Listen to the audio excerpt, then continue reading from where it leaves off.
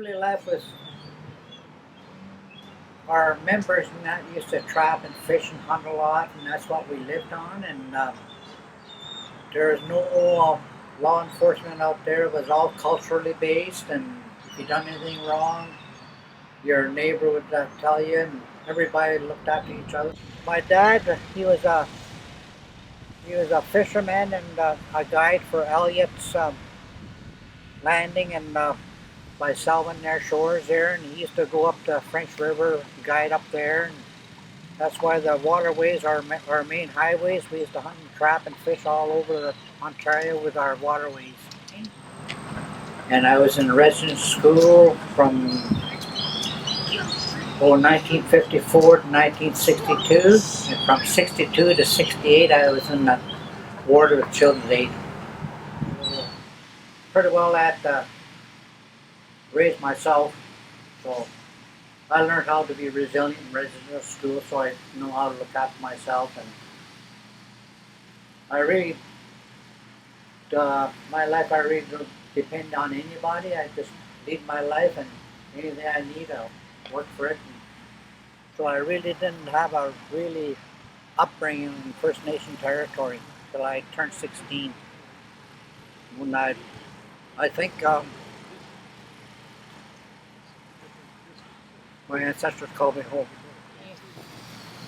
The only thing that saved me was, I'd say my ancestors down through the years, they looked after me through my life and that, and the ancestors guided me in the direction to go through my life, and I straightened out my life, and I became a councillor, and I got on CS board of directors. That way our children would never be apprehended anymore again, so we look after our own children.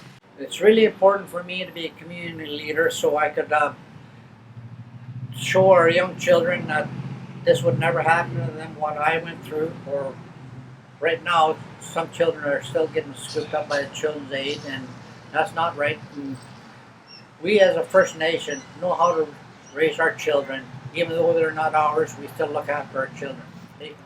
If I'd educate our children our cultural way and our way, and teach them how to treat each child equal, each friend equal, then you'll grow up as a whole unit family. Because to me, Curve Lake is one whole family, and we look after each other.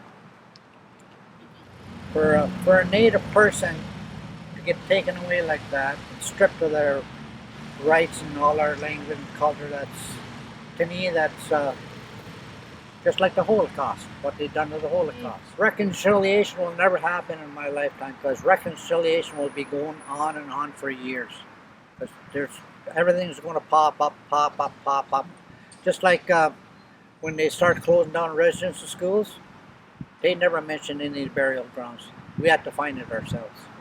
So put that in your mindset, that if your child was taken away, you didn't know what was going on, you find out they've been buried. How would you feel then if the shoe was on the other foot? And how would you feel if we tried to take your English language away and say, you got to speak native language? You can learn from First Nations on how we interact with each other, with each person. We treat everybody equal, whether you're white, black, or whatever, or First Nation.